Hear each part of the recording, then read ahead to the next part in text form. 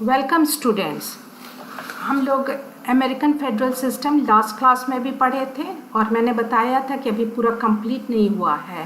तो जिन लोगों ने वो पहला वाला इसके पहले वाला जो यूट्यूब पर हमारा है अमेरिकन फेडरल सिस्टम वो नहीं देखे हैं तो पहले उसको देख लीजिए, क्योंकि दिस इज़ पार्ट 2। हम लोग एक दूसरा पार्ट पर आ गए हैं। तो अगर आपने पहला पार्ट नहीं देखा और अभी से स्टार्ट कर रहे हैं तो आप समझ नहीं पाइएगा, इसलिए आप लोग पहले पार्ट 1 देख लीजिए and then we come to part 2। तो यहाँ पर हम लोगों ने पहले में देखा था कि अमेरिकन फेडरल सिस्टम कैसे वहाँ सेटअप हुआ और क्या फीचर्स है। अब हम लोग और हमने बताया था आपको, जब फीचर्स बता रहे थे कि डिवीज़न ऑफ पावर्स कंप्लीट नहीं हुआ है, तो मेन यहाँ पर हमारा डिवीज़न ऑफ पावर्स रहेगा ये पार्ट 2 में ना। देखिए डिवीज़न ऑफ पावर्स पे हम आ गए हैं। Division of powers between whom? Between the center and the states, between the federal government and the state governments, वो हम लोग यहाँ पे एग्जामिन करेंगे। तो सबसे पहले हम पाते हैं वहाँ पर कि the constitution of United states में जो रिटन कॉन्स्टिट्यूशन है देयर वहाँ पर एनुमरेटेड पावर्स है। तो पावर्स आर मेंशन्ड कि लिखित में है कि किसके लिए पावर्स वहाँ पर है। तो वो लिखित वो कौन से आर्टिकल में? आर्टिकल 1 सेक्शन 8 में ही है कि कौन कितना पावर्स फेडरल गवर्नमेंट के लिए। तो ये जो एनुमरेटेड पावर्स है those are for the federal government. Federal government को क्या क्या पावर्स दिया गया है वो संविधान में मेंशन्ड है, इन आर्टिकल 1 सेक्शन 8 में दिया हुआ है। तो इसीलिए उसको कहते हैं एनुमरेटेड पावर्स। फिर इम्प्लाइड पावर्स है। इम्प्लाइड पावर्स माने those not mention in the constitution, जो संविधान में नहीं है, मेंशन नहीं है, लिखा हुआ नहीं है, मगर वो इम्प्लाई करता है कि these powers belong to the centre, क्योंकि जितना पावर्स सेंटर के लिए लिखा हुआ है, फेडरल गवर्नमेंट का पावर्स लिखा हुआ है, उसी से अगर मिलता जुलता जो भी पावर्स आ रहा है वो सारे पावर्स किसको चले जाते हैं? वो भी फेडरल गवर्नमेंट को चले जाते हैं। तो वो इम्प्लाई करता है कि because these powers are with the federal government, so these powers also belong to the federal government, those related to it. तो उसलिए implied कि ये imply कर रहा है कि ये सारे powers अब किसको जाएंगे? वो federal government को जाएंगे। तो उसको कहते हैं implied powers। फिर है concurrent powers। concurrent powers which are shared by both the federal government and the state governments, कि दोनों के लिए है, फेडरल गवर्नमेंट को भी पास है और स्टेट गवर्नमेंट्स को भी पास है और दोनों शेयर कर रहे हैं। कुछ ऐसे भी पास हैं जो फेडरल गवर्नमेंट भी इंजॉय कर रहे हैं और same power at the same time state governments भी इंजॉय कर रहे हैं, दोनों के बीच में शेयर हो रहा है वो पास। तो उसको कहते हैं कॉन्करेंट पास। तो ये भी है यूनाइटेड स्टेट्स ऑफ अमेरिका में। देन देयर आर रिजर्व्ड पास। ये पास कहाँ पर है? ये पास आप पाते हैं the 10th amendment. 10th amendment आया, उसमें मेंशन था कि the powers not delegated to United States by the constitution not prohibited by it to the states are reserved to the states, कि जो पावर्स नहीं दिया गया है फेडरल गवर्नमेंट को, सेंट्रल गवर्नमेंट को बाय द कॉन्स्टिट्यूशन, संविधान के जो आर्टिकल 1 सेक्शन 8 में जो पास नहीं लिखा हुआ है, नहीं दिया गया है सेंटर को, फेडरल गवर्नमेंट को, और nor are they prohibited by the constitution to the states, और ना ही वो पास के स्टेट्स को ये नहीं बिलोंग कर रहा है, स्टेट्स को प्रोहिबिट किया जा रहा है, ये भी नहीं मेंशन्ड है। तो वो पास अल्टीमेटली किसके पास चला जाएगा? Those pass will be reserved for the states, वो सारा पास स्टेट्स को चला जाएगा। तो दीज आर कॉल्ड रिजर्व्ड पास। ये 10th अमेंडमेंट में आया कि 10th अमेंडमेंट में जितने पास जो डेलीगेटेड नहीं है वो सारे पास किसके पास चले जाएंगे? वो स्टेट्स के पास। तो state governments will enjoy all those powers. ये 10th अमेंडमेंट में आया। देन उसके बाद है आर्टिकल 4। आर्टिकल 4 में वो इस्टेब्लिश करता है responsibilities of the state to the each other and responsibility of the federal government towards the state. In fact ये आर्टिकल 4 में वहाँ पर 4 क्लॉजेज हैं। 4 क्लॉजेज में पहला क्लॉज है full faith and credit clause और दूसरा है प्रिविलेजेस एंड इम्यूनिटी क्लॉज। तो ये जो दो है full faith and credit clause और प्रिविलेजेस एंड इम्यूनिटीज क्लॉज, ये पहला रिस्पॉन्सिबिलिटी दिखा रहा है, responsibility of the state to each other. अब यहाँ पे ये बात समझने के लिए आपको है ज़रूरी कि वहाँ जो स्टेट्स है और हमारे यहाँ के स्टेट्स में बहुत डिफरेंस है। हमारे यहाँ स्टेट में आप एक स्टेट से दूसरे स्टेट जाते हैं, आप दोनों स्टेट में अपना प्रॉपर्टी ख़रीद सकते हैं, आप दोनों कहीं भी किसी भी स्टेट से आप इलेक्शन भी लड़ सकते हैं। जैसे आप अभी देखें कि राहुल गांधी ने एक जाके केरला में भी लड़ा और एक यूपी में भी, तो आप 2 स्टेट से इलेक्शन लड़ सकते हैं। ये सब यूनाइटेड स्टेट्स में नहीं है। यूनाइटेड स्टेट्स में आप बस उसी स्टेट को बिलोंग करते हैं जिस स्टेट में आप रिसाइड कर रहे हैं। आप इलेक्शन भी उसी स्टेट से लड़ सकते हैं, आप प्रॉपर्टी भी उसी स्टेट में ले सकते हैं। तो इसके बाद अब दोनों स्टेट्स के बीच में भी फिर रिस्पॉन्सिबिलिटीज़ होता है। तो वो रिस्पॉन्सिबिलिटी कि उन लोगों को फेथ होना चाहिए, क्रेडिट होना चाहिए, प्रिविलेजेस और इम्यूनिटीज़ देना चाहिए, ये सब कहाँ पर मेंशन्ड है? स्टेट्स के बीच में। तो ये सब कहाँ मेंशन्ड है? ये आर्टिकल 4 में। फिर सेम वे कि कुछ रिस्पॉन्सिबिलिटीज़ है फेडरल गवर्नमेंट का टुवर्ड्स द स्टेट, कि फेडरल गवर्नमेंट को भी कुछ रिस्पॉन्सिबिलिटीज़ है स्टेट्स के प्रति, कि स्टेट्स के प्रति उनकी कुछ जिम्मेदारी है। जैसे वो न्यू स्टेट्स, अगर कोई नया स्टेट आ रहा है तो ये जो 4 क्लॉजेस है, तो उसमें new states and a guarantee for Republican style of government, ये सब भी वहाँ पर मेंशन्ड है। तो ये सारे हैं responsibilities of the federal government towards the state, कि नया स्टेट फेडरल गवर्नमेंट बना सकता है, कि कोई नया स्टेट को अपने में लेना, और फिर गारंटी देखना कि सब जगह रिपब्लिकन गवर्नमेंट ही फॉर्म हो रहा है, elected government, Republican government, Republican style of government federal में भी और स्टेट्स लेवल पर भी। तो ये सारे रिस्पॉन्सिबिलिटी फेडरल गवर्नमेंट का, ये फेडरल गवर्नमेंट को देखना है। तो आर्टिकल 4 यही 2 responsibilities for the state to each other और responsibility of the federal government towards the state, ये मैं इस्टेब्लिश करता है। तो डिवीजन ऑफ पावर्स इस तरह है। डिवीजन ऑफ पावर्स जब लिख रहे हैं तो उसमें आपको enumerated powers, implied powers, concurrent powers, reserved powers और आर्टिकल 4 वो सब मेंशन करना है। Now we move to division of powers continued. यहाँ पर आप देखिए एक्सक्लूसिव फेडरल पावर्स के, फेडरल गवर्नमेंट के पास कौन सा पास है, मीनिंग वहाँ पर सेंट्रल गवर्नमेंट को फेडरल गवर्नमेंट कहते हैं। तो फेडरल गवर्नमेंट के लिए एक्सक्लूसिव कौन सा पास है?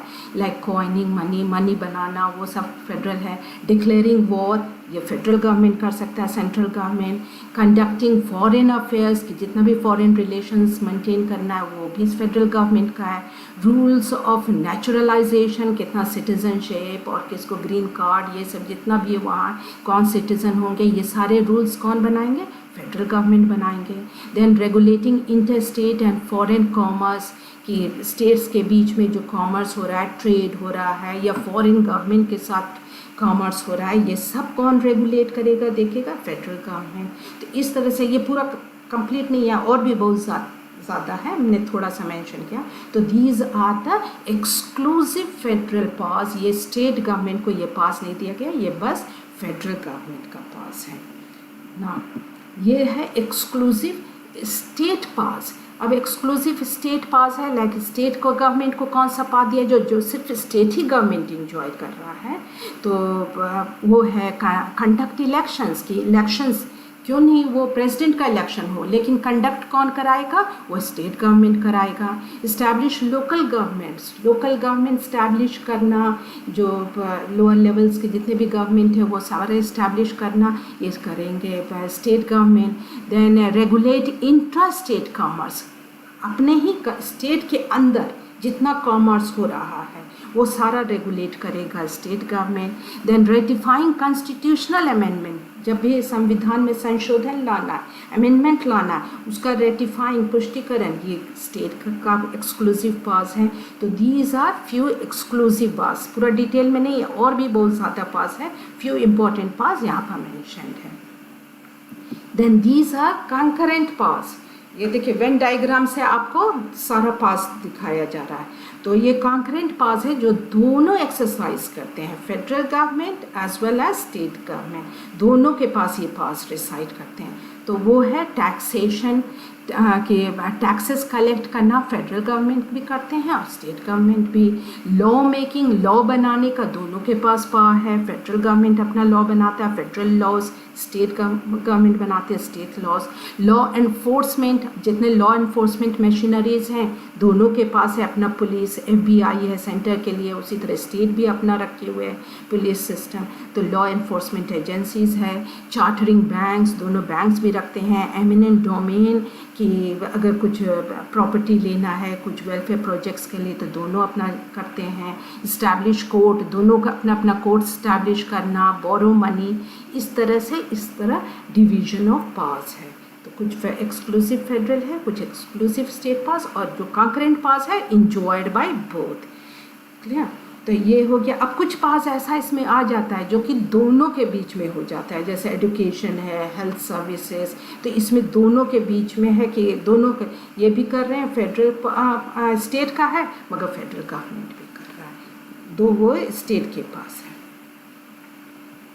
फिर है डेवलपमेंट ऑफ फेडरलिज्म, कि फेडरलिज्म कैसे वहाँ डेवलप हुआ यूनाइटेड स्टेट्स में फ्रॉम द बिगनिंग, जब उनका संविधान आया से लेकर के आज के दिन तक किस तरह फेडरलिज्म डेवलप हुआ, संघात्मक जो वहाँ पर किस तरह से उसका विकास हुआ, ये फिर आप लोग देखेंगे। संघात्मक का विकास ये है कि दिस वे उनका डेवलपमेंट हुआ। फर्स्ट है कि फर्स्ट फेज ऑफ डेवलपमेंट वो 1790 से 1860 तक ये डेवलपमेंट का फेज था। तो ये डेवलपमेंट के फेज़ में ये अमेरिकी विकास का पहला चरण था। इसमें it was marked by constitutional and political conflicts about the nature of federalism, कि ये जो है इसमें संवैधानिक और राजनीतिक संघर्ष से भरा हुआ था ये। और यहाँ पर डेवलपमेंट स्टार्टेड 1790 के ऑनवर्ड से, बाद ही से जैसे उनका संविधान आया डेवलपमेंट मेन जो स्टार्ट हुआ डेवलपमेंट विकास, तो वो किस क्वेश्चन पर था? It was related to federalism. आप देखते हैं कि वहाँ पर जो पहले प्रेसिडेंट थे वो जॉर्ज वाशिंगटन थे। अब उनके ही कैबिनेट में उनके उस टाइम पार्टी सिस्टम नहीं था, मगर पार्टी सिस्टम उसके बाद डेवलप किया। और पार्टी सिस्टम भी किस लाइन पे डेवलप किया, ये बहुत ही ये है इंटरेस्टिंग है एग्जामिन करना, किस लाइन पर डेवलप किया, ऑन फेडरल लाइंस, कि जो दो में बंटवारा हुआ पार्टी में, तो एक थे फेडरलिस्ट और दूसरे थे एंटी फेडरलिस्ट। और फेडरलिस्ट कौन थे? तो federalist supported a strong federal government, वो स्ट्रॉन्ग फेडरल गवर्नमेंट के सपोर्ट में थे कि फेडरल गवर्नमेंट को ज़्यादा पास रहना चाहिए। और यहाँ पर आप नाम ले सकते हैं, अलेक्जेंडर हैमिल्टन थे, जॉन मार्शल, ये लोग थे जो सपोर्ट कर रहे थे फेडरल गवर्नमेंट के पास, कि उनके पास ज़्यादा होना चाहिए। और ठीक उनके अपोजिट कौन थे? The anti federalist. और एंटी फेडरलिस्ट वो सपोर्ट में थे कि the powers and the sovereignty of the state should be retained, कि स्टेट्स के पास पावर्स और सॉवरेंटी होना चाहिए। तो उस तरह से एंटी फेडरलिस्ट थे। और इसमें आप नाम ले सकते हैं कुछ का, जैसे थॉमस जेफरसन, जेम्स मैडिसन, इन लोग थे जो एंटी फेडरलिस्ट थे। दे फेवर्ड द स्टेट के पास होना चाहिए। तो इस तरह से आप देख रहे हैं कि जो, और इसी तरह इनके यहाँ फिर फाइनली 2 पार्टी सिस्टम है मर्ज कर गया। तो वो स्टार्टिंग इसी से फेडरलिज्म से ही रिलेटेड था। फिर नेक्स्ट आप देख रहे हैं कि there is American civil war. American civil war किसके टाइम में हुआ था? 1860 to 65 किसके टाइम में था? तो that was during the time of president थे अब्राहम लिंकन। अब्राहम लिंकन जो है, जिनका आप डेमोक्रेसी पर भी ये जान रहे होंगे कि उनका डेफिनेशन है, तो वो बहुत फेवर में थे कि अगेंस्ट कि लोगों को सब इक्वल हैं, सब बराबर हैं। तो ही वाज अगेंस्ट स्लेवरी। और उस टाइम अमेरिका में स्लेवरी था, स्लेवरी लीगल था। तो ये जो है अब्राहम लिंकन ही मूव्ड एंटी स्लेवरी बिल। ये जो है स्लेवरी के अगेंस्ट दास प्रथा, स्लेवरी हुआ दास प्रथा, तो वहाँ दास प्रथा चला रहा था और उसके अगेंस्ट वो एक बिल मूव कर रहे थे कि इसको अबॉलिश कर दें, इसको ख़त्म कर दें। और इसके लिए द सदर्न स्टेट्स जितने थे वहाँ के अमेरिका के, साउथ के states, they revolted against the federal government, उनके इस मूव पर अब्राहम लिंकन के, क्यों? क्योंकि उनके यहाँ दास प्रथा चला आ रहा था, उनके यहाँ प्लांटेशंस था जो जिसके लिए वो लोग स्लेव्स मेंटेन करते थे, उनसे काम कराते थे, तो वो अगेंस्ट थे इसके। एंड दे इवन वो रिवोल्ट किए and this led to a civil war, वहाँ गृह युद्ध हो गया इसी बात पर, on the question of slavery, दास प्रथा को लेकर के वहाँ सिविल वॉर हुआ।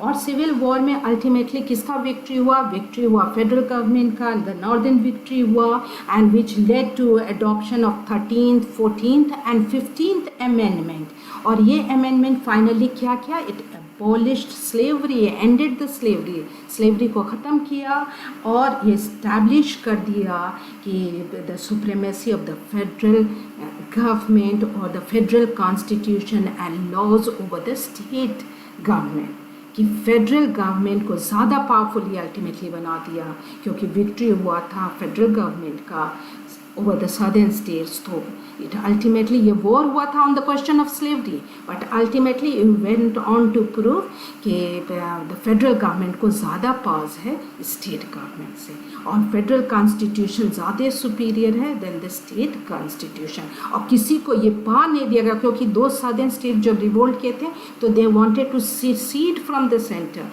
कि secede हो जाए, बाहर निकल जाओ और अपना इंडिपेंडेंट स्टेट स्टैब्लिश करते हैं। तो किसी को ये भी इसके बाद ये लेट डाउन हो गया कि किसी भी स्टेट को ये पावर नहीं दिया जाता है कि वो निकल सके, सब उसमें यूनाइटेड है, they stand one solid United, इस तरह से उनका ये। और ये किसके टाइम में? याद रखिएगा, अब्राहम, उस टाइम प्रेसिडेंट कौन थे? President Abraham Lincoln. अब ये न्यू डील लेजिस्लेशन ये किसके टाइम में आया? ये आया प्रेसिडेंट फ्रैंकलिन डी रूजवेल्ट के टाइम में। आप लोगों ने पढ़ा होगा स्कूल डेज में कि ग्रेट डिप्रेशन हुआ था ऑफ 1929 एंड द 30s, वो इकोनॉमिक डिप्रेशन फेल्ट हुआ था, ये वर्ल्ड वाइड डिप्रेशन था, इकोनॉमिक डिप्रेशन। तो इससे निकालने के लिए कि कंट्री को इस इकोनॉमिक डिप्रेशन से बाहर निकालने के लिए, it's known as Great Depression, तो इसे बाहर निकालने के लिए फ्रैंकलिन डी रूजवेल्ट वो एक सीरीज ऑफ लेजिस्लेशन लाना चाह रहे थे कि उससे बाहर निकल जाए और कंट्री को बाहर निकालें। और उसके लिए वो इनेक्ट करना, जो लेजिस्लेशन लाना चाह रहे थे वो रिलेटेड था सोशल सिक्योरिटी के से, unemployment, compensation, pensions to old age, फिर federal welfare program, price stabilization, ये सब program, and as well as program industry से, एग्रीकल्चर, ऑल दीज रिलेटेड बहुत बड़ा एक सीरीज ऑफ लेजिस्लेशन। और वो सब लेजिस्लेशन किस लिए था? कि इकोनॉमिक डिप्रेशन से कंट्री को बाहर निकाला जा सके। तो ये किस पीरियड में किए थे? वो डिप्रेशन, इकोनॉमिक डिप्रेशन 1929 30s के पीरियड में था, तो ये 1933 से 39 तक ये इनेक्ट किए सीरीज ऑफ लेजिस्लेशन। और ये मेन था, इस पर 3 R's पर फोकस था, 3 R's, दो 3 R's being relief, recovery and reform. Relief लाने के लिए कि अनएम्प्लॉयड और जो पुअर हैं उनके लिए रिलीफ लाना चाह रहे थे। फिर वो रिकवरी क्या करना, इकोनॉमी को बैक टू नॉर्मल, जो इकोनॉमी पूरा गलत ख़राब हो गया था तो उसको फिर से नॉर्मलाइज करने के लिए। और फिर रिफॉर्म था, रिफॉर्म ऑफ फाइनेंशियल सिस्टम, कि there is no repeat of that depression, ऐसा रिफॉर्म लिया जाए कि फिर से ऐसा डिप्रेशन, इकोनॉमिक डिप्रेशन नहीं फेल्ट हो। तो इसके लिए वो सीरीज ऑफ लेजिस्लेशन लाए। तो ये इसमें द स्टेट्स ऑब्जेक्टेड कि वो सारा कुछ किसके हाथ में जा रहा था? सेंटर के लिए। वो जो है जहाँ पर स्टेट्स का भी था वो सब सेंटर अभी इनेक्ट कर रहा है, फेडरल गवर्नमेंट कर रहे हैं। तो ये फाइनली ये चला गया सुप्रीम कोर्ट में, ये जो न्यू डील लेजिस्लेशन, और सुप्रीम कोर्ट भी अपहेल्ड कर दिया ऑल द लेजिस्लेशन, सबको अपहेल्ड किया except for one, and that was the agriculture adjustment act. बस एक को ही डिक्लेयर नल एंड वॉइड कि ये नहीं लागू होगा, बाकी सारा वाज एक्सेप्टेड, वो सारा को वो अपहेल्ड कर दिया सुप्रीम कोर्ट। तो ये भी आप कहेगा कि डेवलपमेंट ऑफ फेडरलिज्म किसका ग्रोथ हुआ पास का? सेंट्रल गवर्नमेंट का, फेडरल गवर्नमेंट के पास में ग्रोथ आया। Then there was civil rights and liberties, कि civil rights and liberty नागरिक अधिकार और स्वतंत्रता से रिलेटेड है, कि जब भी ये हमेशा देखा गया कि national government they are the defenders of civil rights and liberties. अभी आपको बोले कि स्लेवरी कौन एबॉलिश करना चाह रहा था? Federal government, central government. तो ये हमेशा प्रोटेक्ट किया है सिविल राइट्स एंड लिबर्टीज़ को, और कभी भी स्टेट्स इस पर इन्फ्रिंज करना चाहा ये सिविल राइट्स और लिबर्टीज़ को, तो इट एक्टेड अगेंस्ट इट, कि वो नहीं कर पाए, ये देखा है सेंटर। और सुप्रीम कोर्ट भी हमेशा स्ट्रक डाउन किया है, कभी भी वो स्टेट्स कुछ भी ऐसा डिस्क्रिमिनेटरी लॉज लाया है रिगार्डिंग अगर वीमेन से रिलेटेड, माइनॉरिटी से रिलेटेड, किसी से भी, तो it has been struck down. और ये हमेशा देखा गया कि national government has protected civil rights and liberties. यह तो आप देख रहे हैं धीरे धीरे डेवलपमेंट किसके तरफ जा रहा है, कि कहाँ कॉन्फेडरेशन से हम स्टार्ट किए थे और फिर फेडरल, और अब किसके तरफ ग्रोथ हो रहा है, कि ग्रोथ हो रहा है powers of the federal government के सेंट्रलाइजेशन की तरफ मूव हो रहा है। फिर है grants in aid. What are grants in aid? Grants in aid are funds given by the centre, कि जो सेंटर फंड देता है to the states, allocates those fund to the state for specific welfare projects and programs. And it said कि grants in aid are prolific source of centralization, कि ये भी centralization के लिए एक बहुत बड़ा सोर्स है, स्रोत है, कि ये सेंटर की गवर्नमेंट को, केंद्र की गवर्नमेंट को बढ़ाता है, उसके पास को बढ़ाता है।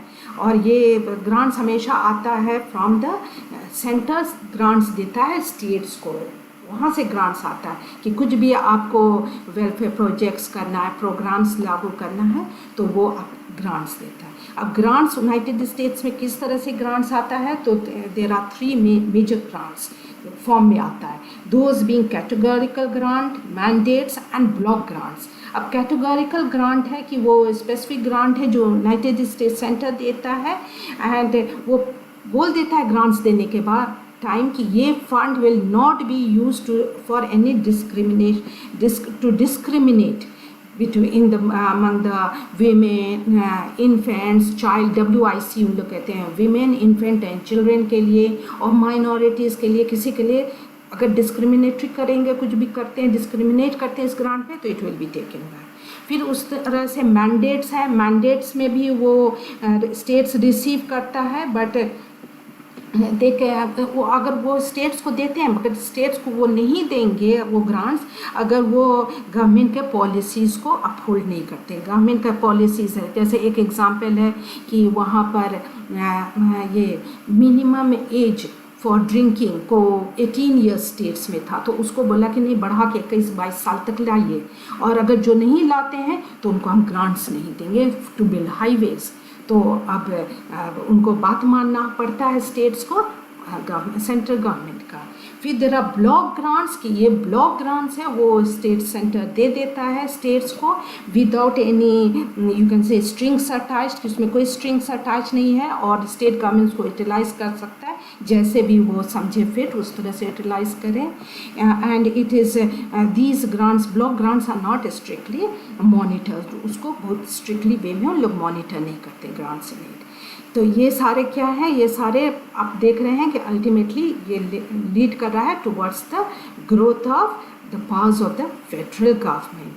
And then ultimately cooperative federalism है, ये नया टर्म अभी इमर्ज किया है फेडरलिज्म में, कोऑपरेटिव फेडरलिज्म, न्यू फेडरलिज्म, कि यहाँ पर अब इसलिए गवर्नमेंट नहीं सेटअप होता है कि आपस में they should be conflict, competition, rivalry, इसके लिए हम लोग गवर्नमेंट नहीं सेट करते हैं सेंटर और स्टेट्स में। उनका काम है to do welfare programmes, welfare projects, कि कुछ भी करें वेलफेयर ऑफ द पीपल के लिए काम करें। तो फिर अल्टीमेटली वो कैसे कर पाएंगे? Through cooperation. आप cooperative federalism through cooperation and साथ में कलेक्टिवली दे के इफ़ दे वर्क टुगेदर, तभी वो ठीक से काम कर पाएंगे। तो अल्टीमेटली अब स्टार्ट हुआ है ये सब जगह जहाँ भी फेडरलिज्म है, अब लेटेस्ट एम्फोसिस किसके तरफ आ रहा है कि ये नहीं बात है कि सेंटर का काम है कि स्टेट का काम है, main ultimately to get the work done, कि आपको काम करना है, आपको कोऑपरेट करके काम करिए। अगर कम्पिटिटिव है तो कम्पिटिटिव वे में काम करिए, but ultimately get the work done without any emphasis कि who is in the pivotal role. ये नहीं कि हम मेरा पास पार होना चाहिए, उनके पास पार, ये नहीं. There should be no competition, no rivalry, no conflict, but ultimately they should work together in a cooperative way. ये लेटेस्ट ट्रेंड है. और ये रोनाल्ड रीगन के टाइम में भी ये जो ब्लॉक ग्रांट्स का बात किया कि आप इसको यूज़ करिए, ये इस पर वो बहुत बढ़ावा दिए ये यूनाइटेड स्टेट्स में. तो अल्टीमेटली आप इसको हम लोग एंड करते हैं ये वाला विद कोऑपरेटिव फेडरलिज्म. अगर आप लुकिंग इनटू इट, अगर आप देखिएगा तो आप पाइएगा कि 1781 में कॉन्फेडरल स्टेट से स्टार्ट हुआ, 1789 में वो फेडरल गवर्नमेंट हुआ, फेडरलिज्म वहाँ आया, फेडरल मॉडल आया, फेडरल सिस्टम, एंड फाइनली बहुत डेवलपमेंट हो गया in the pass of the federal government, centralisation का ग्रोथ हुआ, एंड अल्टीमेटली आज लेटेस्ट ट्रेंड है towards cooperative federalism. So that is all in the this class. Next class में we'll study something new. Okay, thank you.